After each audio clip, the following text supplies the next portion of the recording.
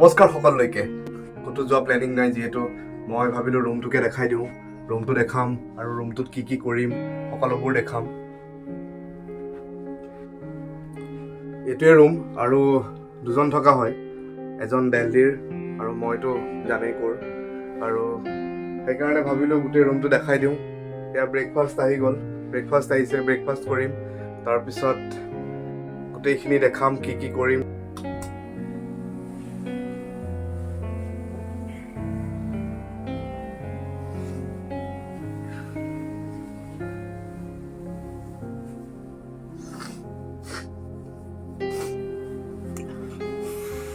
সেয়া ৰাতিপুৱা সাৰ পাই গ'লোঁ আৰু ব্ৰাছ কৰিম, তাৰপিছত গৰম পানী খাব লাগিব। গৰম পানী খাই ব্ৰেকফাষ্ট কৰিম, গোটেইখিনি দেখাম আৰু আপোনালোকক। উঠিলোঁ এতিয়া।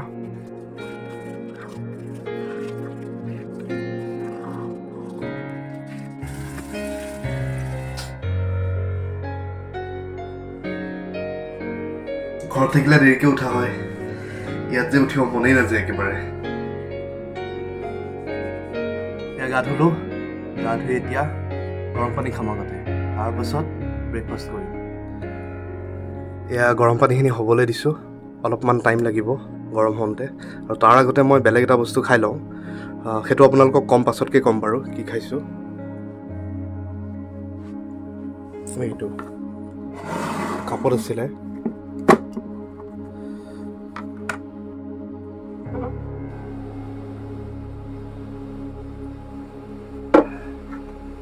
ব্ৰেকফাষ্ট আহি গৈছে। ব্ৰেকফাষ্টটো আপোনালোকক দেখাই আছোঁ মই। ব্ৰেকফাষ্টটো কৰিব লাগিব। এয়া চাওক, ইয়াত আপোনাৰ বিভিন্ন ধৰণৰ ফল মূল আছে আৰু দুখন এয়া বন, তাৰপিছত ইয়াত আছে আপোনাৰ এটা ভাজি আৰু কণী আছে, তাৰপিছত আৰু ইয়াত আপোনালোকৰ কি আছে চাওঁ, ইয়াত এইটো এপল জুচ আছে, এইটো আপেলৰ ৰসেদি বনোৱা এটা জুচ। তাৰপিছত ইয়াত আপোনাৰ বিভিন্ন ধৰণৰ আছে, এইটো ৱাটাৰমেলন, তাৰপিছত আপুনি এইটো আনাৰস, এইটো কমলা, এইটো কিৱি আমাৰ তাত অলপ দামটো বেছি হয়, ইয়াত এভেইলেবল থাকে বহুত কিৱিটো, আৰু কিৱিটো খালে ভাল হয়, শৰীৰৰ কাৰণেও ভাল, খাব লাগে। ঠিক আছে, মই ব্ৰেকফাষ্টটো কৰি লৈছোঁ।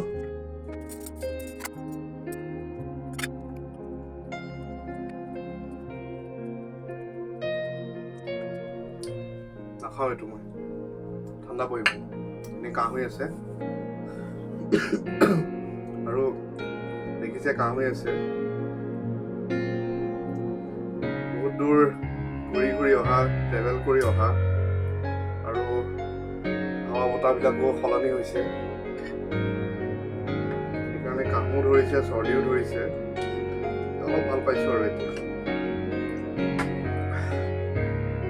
হৈ গৈছে ব্ৰেকফাষ্ট। আৰু আপোনালোকে গমটো পাইছেই চাগে, লণ্ডনৰ বিখ্যাত ৰাণী কুইন এলিজাবেথ II ঢুকাইছে, আৰু মই ৰুমত আছোঁ যিহেতু তেখেতৰ বিষয়ে অলপমান ক'বলৈ চেষ্টা কৰিম। তেখেতৰ জন্ম হৈছিলে 1926 চনৰ 21 এপ্ৰিলত ব্ৰুটন ষ্ট্ৰীট নামৰ এখন ঠাইত, আৰু তেখেতৰ মৃত্যু হ'ল 2022 চনৰ 8 ছেপ্টেম্বৰত, অৰ্থাৎ বৃহস্পতিবাৰে। ষষ্ঠজন ৰজা জৰ্জৰ মৃত্যুৰ পাছত ৰাজকুমাৰী এলিজাবেথ আলেকজেণ্ড্ৰা মেৰীয়ে 1952 চনৰ 6 ফেব্ৰুৱাৰীত 25 বছৰ বয়সতেই তেওঁ ৰাজ্যভাৰ গ্ৰহণ কৰে, আৰু তেতিয়াৰ পৰাই আজিলৈকে দীৰ্ঘতম এটা সৰ্বাধিক বহু বছৰে ধৰি তেখেতৰ ৰাজত্বকালত বহুত উন্নতি দেখা পোৱা গৈছে। তেওঁ ব্ৰিটিছ সিংহাসন আৰোহণ কৰা ষষ্ঠগৰাকী মহিলা আছিল, আৰু তেখেতৰ ৰাজত্বকাল আটাইতকৈ দীঘলীয়া আছিল। তেখেতে ঘোঁৰাত উঠি ভাল পাইছিলে, সৰুৰ পৰাই তেওঁ ঘোঁৰাত উঠি খেলিছিলে, আৰু যেতিয়াৰ পৰা ৰাষ্ট্ৰ চম্ভালিব ল'লে তেতিয়াৰ পৰা তেওঁ সদায় আবেলি হ'লেও দিনত এবাৰ হ'লেও অনুশীলন কৰে, আৰু খোৱা বোৱাৰ প্ৰতি তেওঁ বহুত আগ্ৰহী আছিলে, লগতে টাইম টেবুলবোৰ মিলাই চলিছিল। তেখেতৰ 70 বছৰ আৰু 214 দিনৰ যিকোনো ব্ৰিটিছ ৰাজতন্ত্ৰৰ আটাইতকৈ দীঘলীয়া আৰু দ্বিতীয় দীৰ্ঘতম ৰেকৰ্ড আছিল। দ্বিতীয় এলিজাবেথ বিশ্বৰ 15খন দেশৰ ৰাষ্ট্ৰপ্ৰধান আৰু ৰাণী আছিলে। ৯৬ বছৰ বয়সত তেখেতৰ মৃত্যু হয় বৃহস্পতিবাৰে। আমিও তেখেতৰ মৃত্যুৰ সদ্গতি কামনা কৰিছোঁ।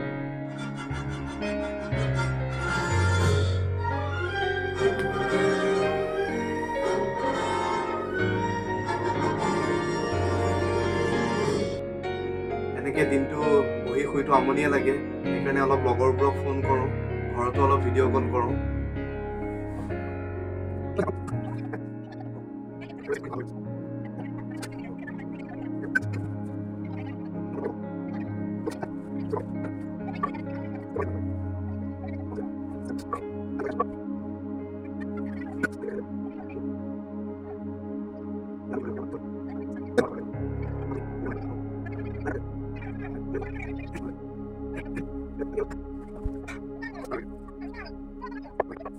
এই কাপটো ধুলো, এতিয়া কাম নাই, চিনেমা চাম।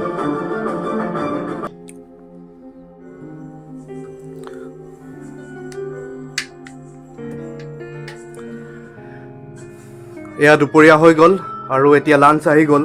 কি কি আহিছে মই আপোনালোকক দেখাই আছোঁ।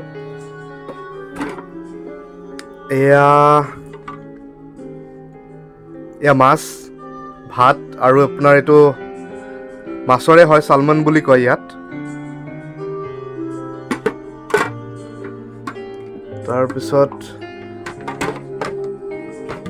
ইয়াত আছে আপোনাৰ এটা অৰেঞ্জ, কমলা টেঙা এটা আছে আৰু অকণমান ডিজাৰ্ট আছে, মিঠাই কিবা কিবি আছে আৰু এই দুটা বন, পানী 1 বটল আছে। খাবলৈ ময়ো বহিম আৰু এতিয়া। দুপৰীয়া ভাতটো খোৱাৰ পিছত টোপনি আহে। চিনেমাখনটো লগুৱাই আছে, চিনেমা চাই চাই শুই যাবলৈ অলপ চেষ্টা কৰিব লাগিব। আৰু ইয়াত যিবোৰ মানে মাছ পায়, সাগৰীয় মাছ আমাৰ তাৰ নিচিনাকৈ ৰৌ, বাহু, পুঠি, মিৰিকা এইবোৰ পোৱা নাযায় ইয়াত। আৰু এটা কথা, আমি মানে পুখুৰী মাছ খাই থকাটো, সদায় পুখুৰী মাছ খোৱা হয়, সেইকাৰণে এই মাছটোৰ অলপ টেষ্টবোৰ মানে অলপ বেলেগ বেলেগ পাওঁ। যিমান যি হ'লেও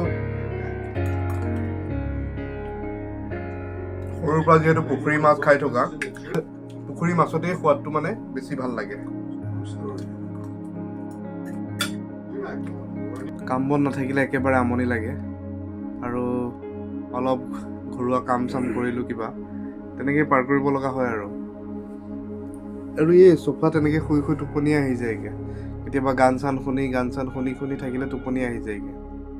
আজি তেনেকৈ একো ভিডিঅ' বনোৱা প্লেনিং নাছিলে আৰু বাহিৰতো যোৱা প্লেনিং নাই, সেইকাৰণে ভাবিলোঁ ইয়াতে ভিডিঅ' এটা বনাই দিওঁ। আৰু ডিনাৰটো কৰিলোঁ আৰু গোটেই দিনটোত যি কৰিলোঁ সেইখিনি আপোনালোকক দেখালোঁ গোটেইখিনি।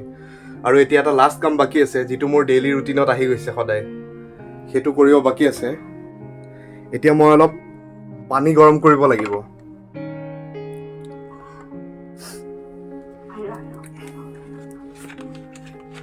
অলপ পানী গৰম কৰি লওঁ।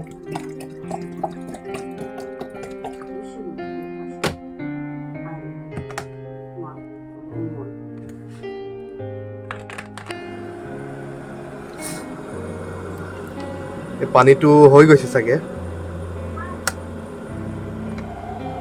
নাই আৰু অলপমান লাগিব। আৰু এতিয়া মই দেখাম আপোনালোকক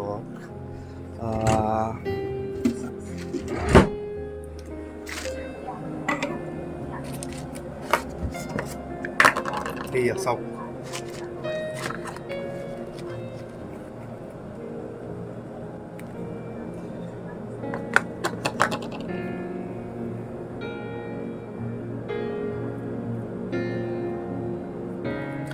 অৰ্জুনৰ ছাল।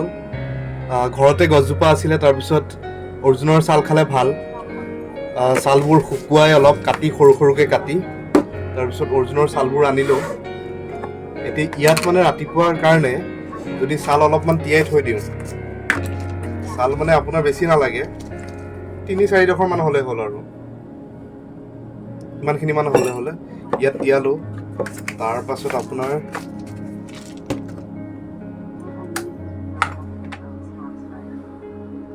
ইয়াত পানীটো দি দিলোঁ।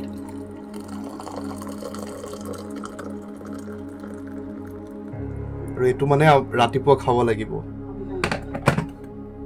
এইটো ৰাতিপুৱা খালে মানে বাহি পেটতে মুখখন ধুই ৰাতিপুৱা বাহি পেটতে খালে বহুত ভাল হয়। এইটো ইয়াতে থাকক এতিয়া। এই পানীখিনি ৰাতিপুৱা খাব লাগিব। ৰাতিপুৱা বাহি পেটত উঠি খালে ভাল। আৰু ঘৰতে যিহেতু আছিলে অৰ্জুন গছজোপা, তাৰে অলপ ছালবোৰ কাটি শুকুৱাই সৰু সৰুকৈ কাটি লৈ আনিছোঁ। তাকে যদি খাব পাৰি ভাল। আৰু গোটেই দিনটো ভিডিঅ' বনাই বনাই অলপ ভাগৰো লাগি গৈছে। আৰু এই ভিডিঅ' বনাই এডিট কৰাটো বহুত মানে টান কাম আৰু দেই। মই আগতে ইমান কৰা নাছিলোঁ, কিন্তু এতিয়া যিহেতু কৰিব লৈছোঁ অলপমান সময়ো লগা হৈছে আৰু সময় নোপোৱাও হৈছোঁ। ইমানটো সময়টো পাবৰটো দিগদাৰ হয়। আৰু গোটেই ৰুমটো দেখালোঁ আজি, যিখিনি পাৰোঁ দেখালোঁ। আপোনালোকে জনাব কেনেকুৱা পালে, কমেণ্ট কৰিব আৰু আনকো দেখাব আৰু এনেকেই উৎসাহ দি থাকিব। উৎসাহ দি থাকিলে ভাল লাগে আৰু আপোনালোকে ক'লে মোৰ আৰু বেছি ভিডিঅ' বনাবলৈ মন যায়, দেখুৱাবলৈ মন যায়। তো আপোনালোকে উৎসাহ দিব আৰু মৰম দি থাকিব, সদায় আশীৰ্বাদ কৰিব। আজিলৈ শুভৰাত্ৰি আৰু সকলোলৈকে ধন্যবাদ।